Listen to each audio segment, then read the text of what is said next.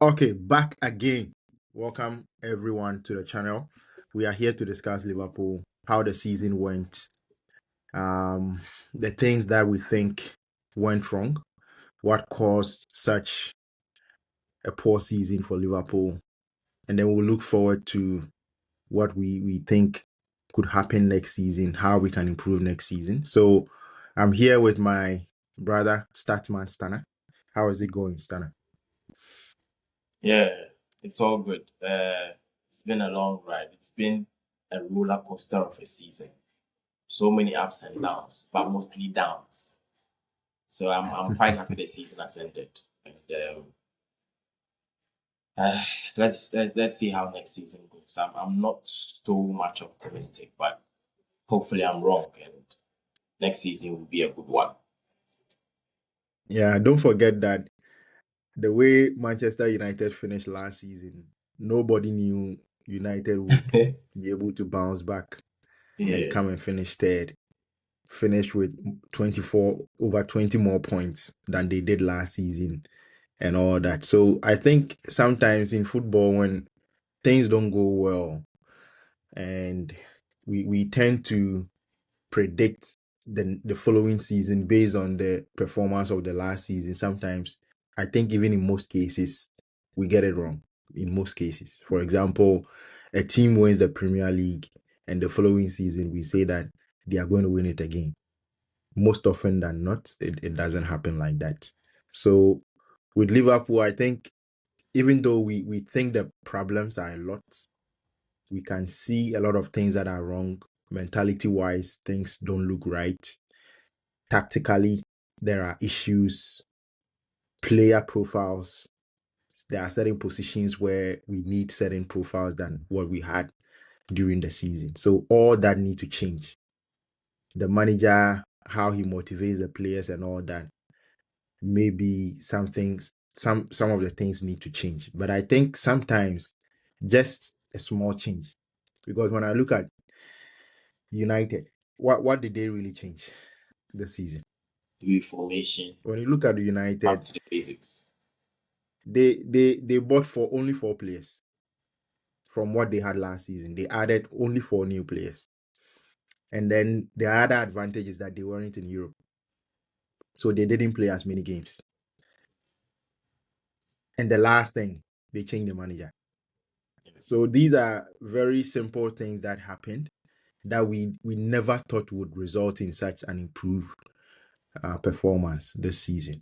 So yeah, I think things can change very quickly. Things can change very quickly. Just like a change for Liverpool from good or from great to worse this season. I think things can change. So in your view, how do you summarize the season? We played against Brentford in the last game, of course. If you want to say anything about that game as well, you can do that. But for me, I don't want to go into that game too much. I think it was similar to the games that we've seen this season. It was a summary of our whole season, and there's really nothing new for us to analyze in that particular game. But yeah, just let me know your thoughts from tactical issues to players not really putting themselves about and also mitigating factors.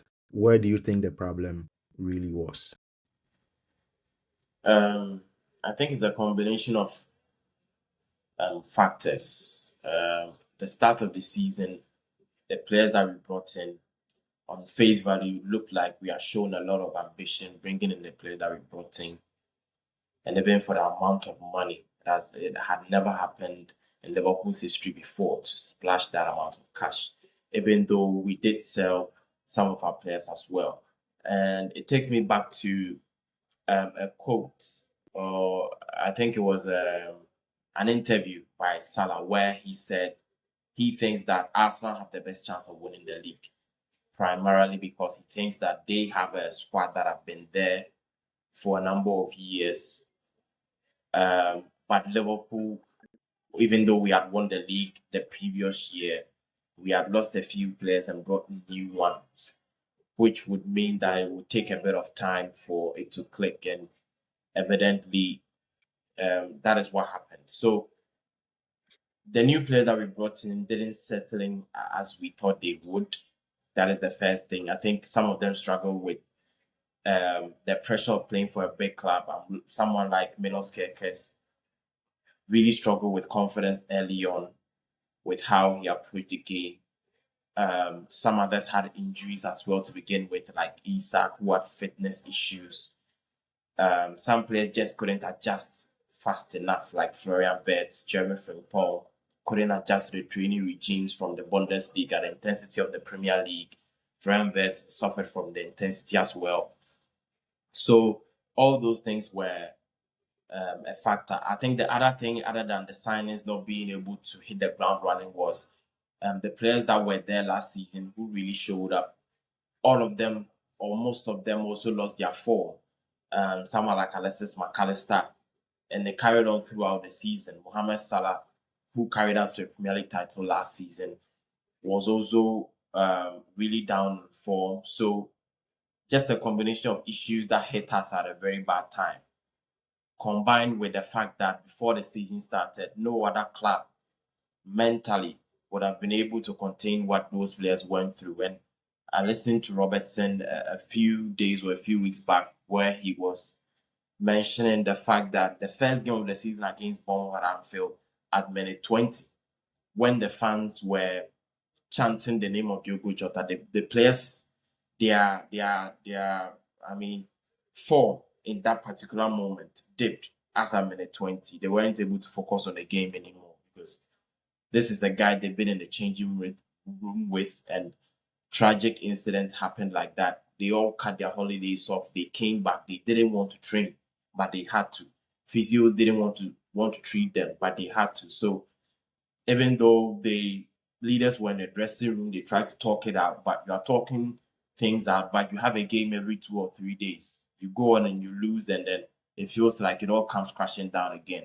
So it was very difficult for these boys to do it. It is very simple for rival fans to say, come on, that's a silly excuse.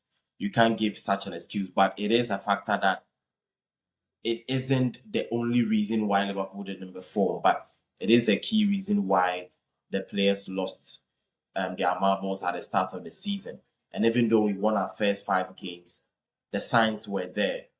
There were lapses in games where we couldn't take control of games for majority of the game. About 10, 20 minutes of each game that we won in the first 5 games. We weren't in it anymore. And the opposition, we always allowed the opposition to come back, but some way, somehow, we found a way to win the game. So a lot of these factors were part. I think tactically as well, Anna Slot made a few decisions that weren't so good for the players. Someone like Milos Kerkez, for example, I've spoken about his confidence again. Tactically, Milos Kerkez isn't a player that is very potent when it comes to build up. He was using it for build up instead of what he's really good at, which is overlapping down the wing, bombing down the right hand side. But his connection with Cody Gakpo wasn't there at all. At all. Every time he made an overlapping or underlapping run, Cody Gakpo some way somehow didn't see his run every single time. So there were a few issues tactically, mentally, new signings coming in, old players who were already at the club losing form. So a combination of issues, and it just carried on all throughout the season. And it looks like the season ended, the last game of the season ended in a similar Not fashion.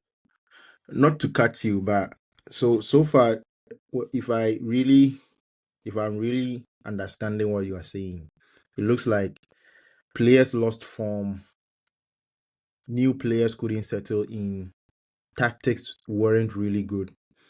Yeah. But when we look at last season or the season before this very last season, the manager was almost always spot on tactically. He was almost always spot on with his tactics. Both the starting lineup, the starting strategy, the in-game management, he was absolutely magnificent, especially in the Premier League. Players themselves, they were so on it. Players were absolutely bang on it. They were always ready. Do you think that the excuse about, or the mitigation about Diogo Jota passing away right before? So let's remember that this was right before the start of preseason. Yeah, So they were supposed to start preseason, I think, in 2 days later or 3 days, yeah, and the news happened, and they still had to report anyway. So, do you think that because of Diogo Jota's death, there was a drop in standards starting from the preseason? Because if players are mourning, what Slot himself said is that he gave the players the free will to train if they want to. If you don't feel like training, don't train. So right there and then there's a drop in standards. The standards are not maintained at that yeah, high level anymore. It's a massive drop. So right from preseason, that drop in standard occurs. And I think in some way, somehow, it was difficult for them to pick it back up at some point in the season. And that is what has run through the entire season. So the standards weren't too high in the preseason because players were more, they were having a difficult time. The manager himself was having a difficult time. So the preseason, I would say the team missed almost an entire preseason. yeah, They came into the season, they tried to keep going, put things behind them and keep fighting, but it came crashing down after 5 games. yeah, So the Diogo Jota excuse, if you look at it from the point of view that players were mourning or the team were mourning him, and that is why there was a drop in the performances alone. If you look at it from that standpoint alone, you might say it's a flimsy excuse. But when you look at the mechanism through which that kind of news or that kind of situation can work through the yeah, standards within the team, then yeah. you might get a better understanding of why this can lead to very huge performance Again, gaps. talking about the standards, it also meant that, and even before I talk about the standards, Anna Slot is also a human being. He's not just a manager. He also suffered from the loss of Diogo Jota. So his own motivation as the manager of the football club was also affected because he coached it. Again, the standards also meant that when in games, for example, at halftime, if you needed to give the players a rollicking, he might have opted not to Yeah. because he knows that the players psychologically aren't really at the top level where they can take what you would give them in terms of trying to motivate them in a different kind of way by um, talking harshly or speaking on top of your voice at them.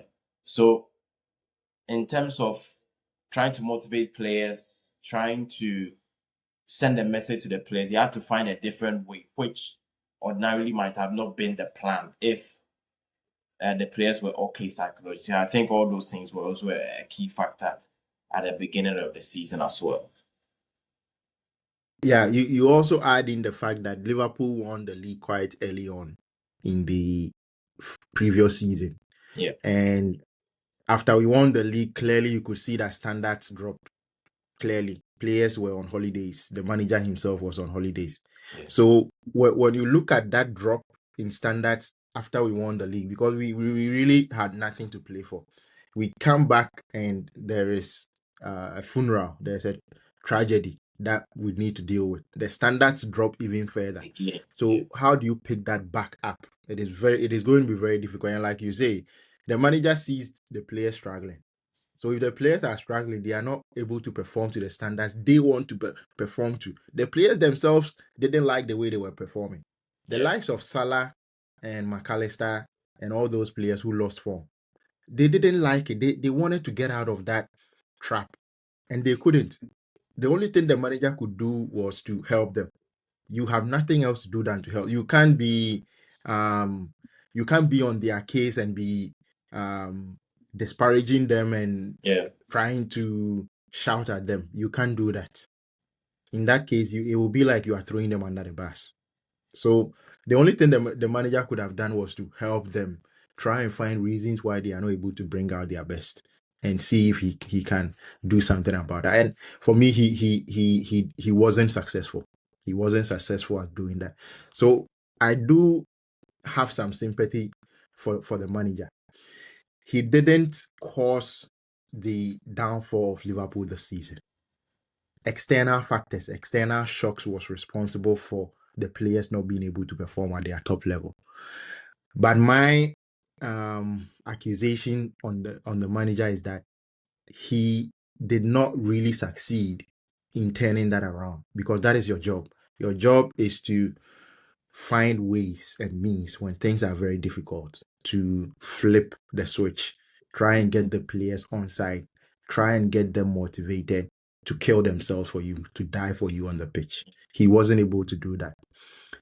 And so I would say that if Anna Slot were to leave Liverpool right now, he'll probably go on to a different team and do very, very well. He'll probably go to a rival Premier League club and beat us and win the league again. He can. Because for me, I think he's a very good manager. So I do have sympathy for him. And I think Liverpool has brought this on Anna Slot and not the other way around. we make it look like Anna Slot has brought this on Liverpool. But I think it is rather the reverse. Liverpool brought this on Anna Slot, but he also couldn't deal with it. And that has been the problem. Now, let's look at the issue of Xabi Alonso going to Chelsea. People have issues with that particular happening, that Chelsea has been given a free run to go at Xabi Alonso. Do you think Liverpool should have stepped in to try and make something happen for Xabi Alonso to come to Liverpool? Yeah, I was a bit disappointed that Chelsea got Xabi Alonso.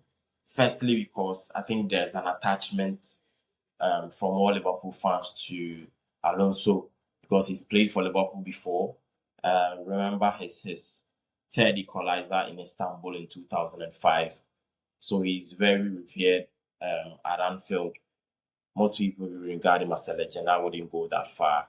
But yeah, most Liverpool fans really took take kindly to him because he played for the club. So there is that kind of affinity, not really a logical reason for wanting him to manage Liverpool, but more of an attachment to a former player that has played for Liverpool before. Why do we allow him to go to a rival club when our current manager is not really pulling the strings? But I wasn't too bothered that we didn't get Xabi Alonso through the door. I think that Xabi Alonso, the way or style of football that he plays and what Anna Slot is capable of doing and what he did in his first season, I don't think quality wise, Xabi Alonso is a better manager. The gap is so wide that he's when Xabi Alonso is there for the taking, it is not even a Also, conversation that we go for Xabi Alonso. Yeah, you were also saying let me something. chip in this. I would also chip in that Slot has met Xabi Alonso twice since he came to Liverpool. And on both occasions, he's beaten Xabi Alonso. One with Leverkusen, one with Madrid.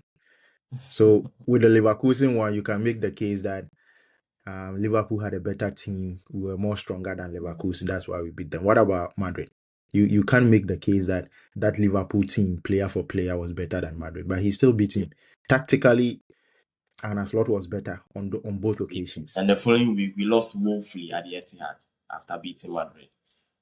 Yes, so for me, I think for me, the reason why I want Anna Slot out mostly is because ideally, no manager comes into a football club the way that Anna Slot came in. Mostly, you come to a football club because there's something that needs to be addressed, something that needs to be changed.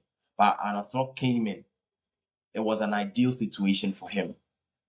Not ideal in terms of he had all the quality in the world, but it was a stable environment. There weren't any chaos. There weren't any bad performance that he had to raise the standards again. The standards were already there. He just needed to carry it on, and he did. So this is the first time that required him to really manage the situation as the manager of a football club and as a manager of Liverpool. And I don't think he was really able to do that. And that is my major frustration with Arne Slot. When it comes to what you said about this is the first time he needed to raise standards. I think that might not be necessarily true because when you look at his previous teams, the teams that he managed, AZ Akma, I'm not even going to mention the I think he managed a team before AZ Akma, but let's look at AZ Akma and Feyenoord. Yeah. These teams were not teams that had any winning mentality before he came. He went into the dressing room, he instilled the winning mentality in them, and they were winning on a consistent basis. So for me, I think he's capable of doing that, but he still needs a fairly stable environment to be able to do that. I think with Liverpool and what went on in the summer, there was too much chaos for him to be able to manage.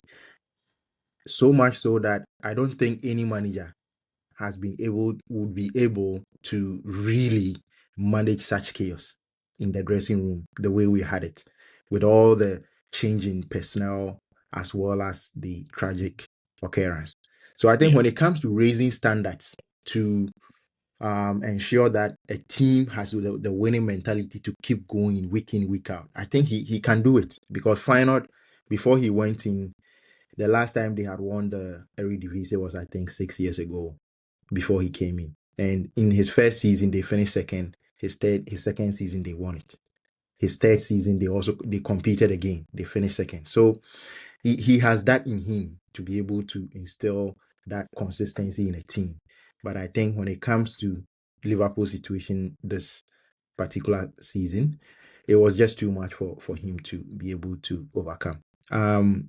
The issue about Xabi Alonso going to Chelsea,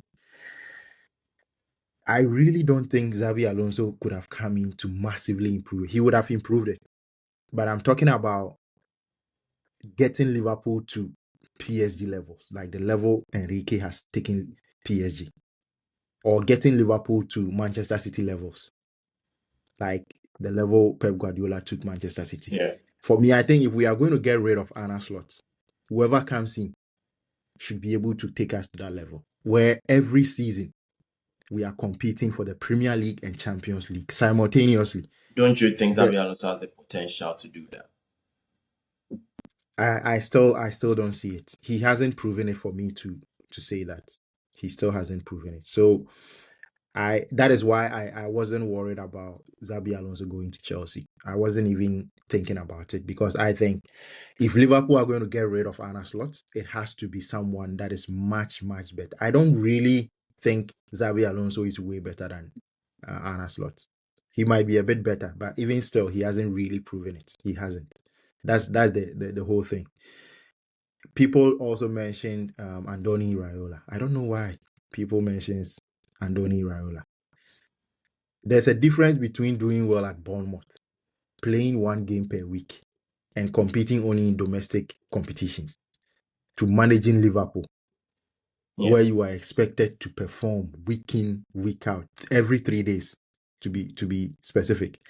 It is not even every week. Every 3 days, you need to perform. You need to perform at the highest level. Yeah. Andoni Raiola hasn't shown that anywhere. He hasn't. And Slot, before he came to Liverpool, he had played in a European final. So his CV wasn't that bad. He had played in a European final. He had won a championship. He had won a league. So between Slot and Andoni Raiola now, Andoni Raiola now versus Slot before he won the league last season, there's still a huge gap. I think Slot is way ahead of Iraola. The second thing is that when you look at Iraiola's teams, he's not very good at managing injuries. His teams suffers a whole lot of injuries, a lot. That is because And of his training methods. I was listening to Antoine Semenyo, an interview for him where he was talking about his training process and how when he came in at first they were training every single day, no off day, not even one single off day, and he thought yeah, that as time went on maybe he would ease up a bit, but he says even right now they still do it the same. And if you come to Liverpool and you're playing every 2 3 days, Champions League, FA Cup, League Cup, Premier League, how would he be able to accommodate all that, coupled with not just being a coach on the pitch but a manager as well? That yeah, would be a huge risk, and so it's a bit of an unknown commodity in the sense that nobody knows if he can be able to match up to the standard of managing a big club. We've seen Thomas Frank, who had actually been a manager. And Donny Uwella was not a manager; he's a head coach of Bournemouth. Thomas Frank was, in some larger extent, a manager at Brentford because he had been there for 8-9 years, but he couldn't really cut it at Tottenham Hotspur.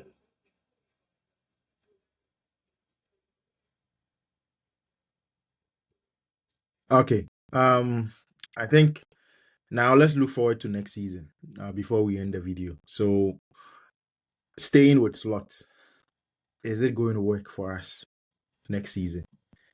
In my view, next season wouldn't be massive. It wouldn't be a massive improvement. I think there will be a little bit of improvement next season. The reason why I say I expect a little bit of improvement is that most of these players who were highly affected by the tragic situation last summer are leaving the club, notably Salah, Robertson, possibly Allison, right? Yeah. Possibly McAllister. Is Konate So confirmed to stay? it is not confirmed yet, so possibly Konate as well. So when we look at all that changes and bringing in new faces, I think that could help.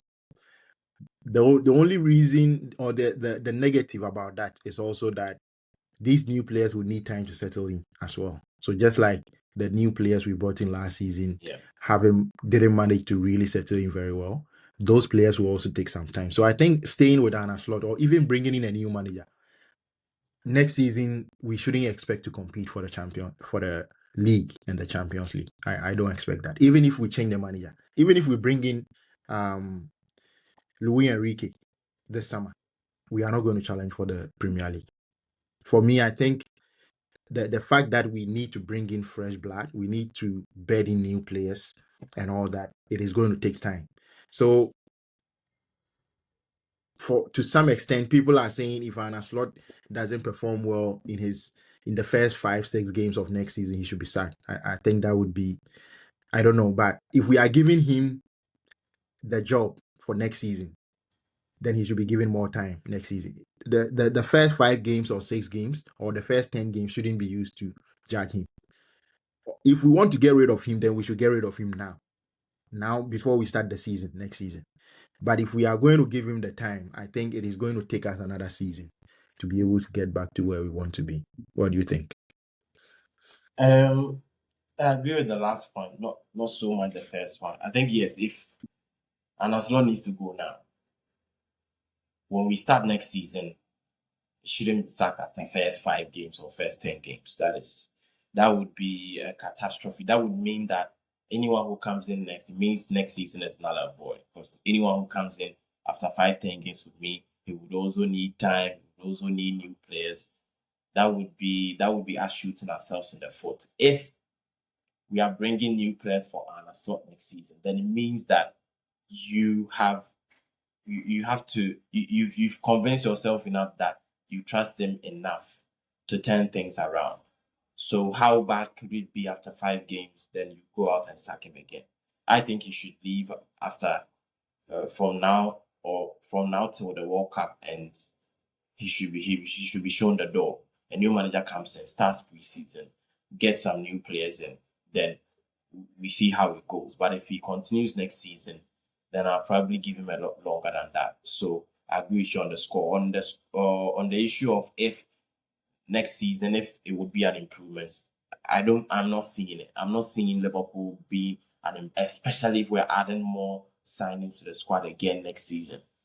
It would mean that the new players, as you've already said, would need time to adjust. Not just that, some of the old players that have left would leave a huge gap in our team, not just their quality on the pitch, but their presence in the dressing room, their presence even on the pitch. It would mean that someone like Virgil van Dijk would need to take even a bigger role now because some senior players have left and he would be probably the only one now in the dressing room who, depending if Alisson or Joe Gomez also leaves, would mean that he would have a massive job on his hands. It would be a whole lot new faces. They would need to gel together.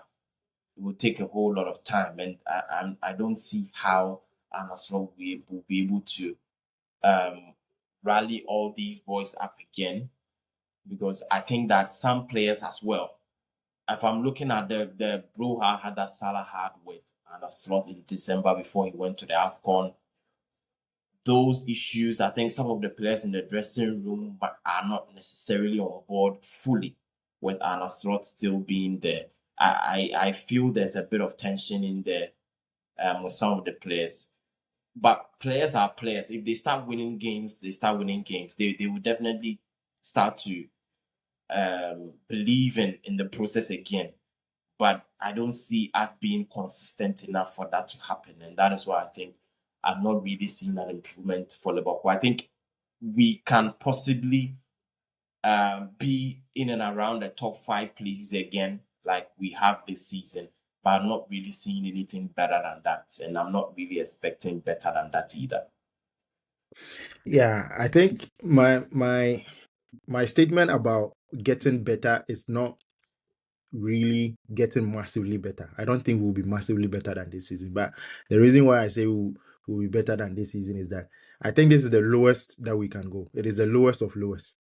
We can't get, if we can really get worse than what we did this season, then there's something really wrong at the football club. If next season goes even worse than what this season was, then there's a bigger problem than we can imagine. Yeah. So given that this is our lowest of the lowest, then I expect that there will be a little bit of improvement, a tiny little bit of improvement, which perhaps would put us in 3rd position, or at the very least finish in the top 4 I'm and not not seeing a lose Champions League finish. next season. I'm not seeing it. I'm not seeing it. Yeah, Personally. it's possible. It's possible too that next season we might not finish in the Champions League. But I do think that one thing that will help us, and one of the reasons why I think we'll improve, is that in spite of the new players coming in, those who were brought in last summer would have had enough time to begin to find their feet. So the likes of Florian Wirtz will improve, all other things being equal. Even though we are going to miss Hugo Ekitike, Yeah. Alexander Isak is going to find his feet some way, somehow, or he would begin to find his feet. And another thing also is that this season we have had a lot of injuries, but one of the reasons why Arne Slot was brought to Liverpool is that he has a very good injury record. So this has been an anomaly of a season in terms of keeping players fit for Arne Slot, and I think it goes down. It goes back to the point we were making about the standard, the preseason. Yeah. I think it is because of that. That is why we've had the injuries that we've had this season. So I expect that to improve next season, the injury record. If Arne Slot can keep players fit, I think we'll do better than we did this season. So also players finding their feet can also lead to some sort of improvement in the Liverpool team. Yeah, but apart from that, I don't know. In terms of signings, do you have any specific names in mind that you think Liverpool should bring in, or positions that you think we can bring in? Let's wrap up with that. Yeah. I'm not a scout by any means. I don't really like proposing players for clubs because you are looking at intangibles. He plays for another club. The system might be different. So I think that is the job of the Liverpool scouting department to find those sort of players. But position wise, of course, I think we need a midfielder, another midfielder in there. I think I've spoken about Alexis McAllister's inability on and off the ball, especially off the ball, where I think he has been a bit of a liability for us. He goes and gets dribbles past very easily. He's not able to win the ball back. The shield in front of our defense isn't there. The number of passes we allow opponents to make before we get close to them is really, really not good enough. And so I think we need another body in there who is more robust, more combative. I think we've needed that sort of player for a while now. Endo Wataru Endo was a bit of a stopgap. I think we really need a presence in there. I think Salah is Yeah, I leaving. think Endo is going to leave this summer. Yeah, I think on the right wing as well. Of course, Salah will be leaving, so we need another left-footed player to play on the right wing. The Jeremy Frimpong, we could use it as a stopgap at times, but it doesn't really work in the long term. Do So you think we need two right wingers? We need to bring in two right wingers. I think we need one right winger and another winger who will possibly be a versatile one who can fill in on the left and then on the right as well. That is what I think. I think we need possibly, ideally, we would probably need three wingers, one on the left to compete with Gakpo on the left wing and two on the right. But if not, then one on the right, then possibly another one who can deputize on either wings as well. I think that is the kind of profile we need to find. So those people that will give us the width on the right hand side and possibly the left hand side, and another midfielder who is a bit more who will bring us a bit more presence, a bit more bite in midfield to complement the players that we already have. I think for some of the midfielders or sorry, the defenders that we have, um, Let's stay in the forward Leone. line. Okay, Let's stay in the forward line. In the forward line, given that Hugo Ekitike is going to be out for the most part of next season. Actually, for me, I don't expect Hugo Ekitike to be back to any sort of form until the 2027-28 season. Next season, I don't even expect him to get any significant amount of playing time. Given that, do we need to bring in a striker in number 9? Or you think we can get two wingers, one who will solely be on the right to replace Salah, and one who is versatile and can play with Rowan Gumoha on the left. And then we can put Gakpo in a 9 position. Or you think we should bring in a 9? I think one thing is clear. We definitely need one attacker that can play in a variety of positions. I think that is the one thing that is clear to me. A right winger, and then one that can play in a multiple of positions. So either a winger that can play as a 9 or can play on the right or the left wing, and then um, in certain games, Kodigapo might deputize for Alexander Isak because remember, Isak is also not a player that can go a whole season and play 38 games. So that is a bit of a worry. Ideally, that would mean we would need another striker. But if you look at the amount of money we spent last season, I don't think we would be able to cover 5 signings again because we are talking about a midfielder. We are talking about possibly 2, 3 attackers, and if that is to happen, it would mean that none of them will cost probably Okay, so less than let's 40 or 50 let's million. do a count. Let's try and do a count. So we need one right winger, Yeah, a one right. versatile forward who can play either in the number 9 and also as a left winger, Yeah, or as a left winger and a right winger. So that is yeah, 2. yeah, We need a midfielder, defensive yeah, midfielder, right? yes, Who can play with Gravenberg. So that is 3 players. And then what else? A defender. We need a center yes, back, right? yes, yes, and a That center is back. I think, but for the center back, that is where I'm a bit more because the center back we have Giovanni Leone.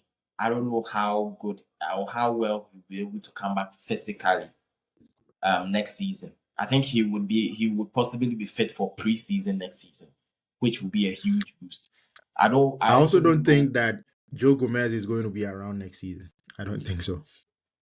Yeah, if Yeah. Joe Gomez were to be around, I don't think we would bring in another one because remember we've signed Jackie in January as well, who will be coming in next year, and it looks like he will be coming in not to be a sort of a maybe a young player trying to learn from the others, he would be in contention to start some games or certainly compete with Giovanni Leone as the third centre back. If that is if Konate is staying, so depending if Joe Gomez leaves, I kind of feel I have a feeling that regardless of whatever happens, we need to buy a defender.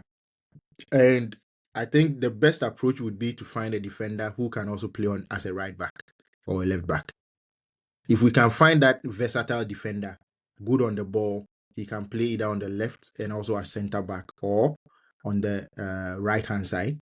Then what we do is that we shore up our defense against injuries. So when there's an injury to Conor Bradley, which I Yeah. expect, or it is something that you can't rule out. Conor Yeah. Bradley is an injury prone player. So if there's an injury there, he can fill in. If there's an injury in at the center back, because we don't know how fit Giovanni Leone is going to be next season. And then he can also fill in at that center back. So I think whichever way, we need another center back. So it means I that think at I the would. very minimum, we need Yeah. 4 players, 4 new signings. Yeah. Yeah. I agree with that. I think I would rather opt for a center back that can play as a left back rather, because Hmm. I'm looking at who is deputizing for Velos Kerkes. Simicas coming back, I don't really see it.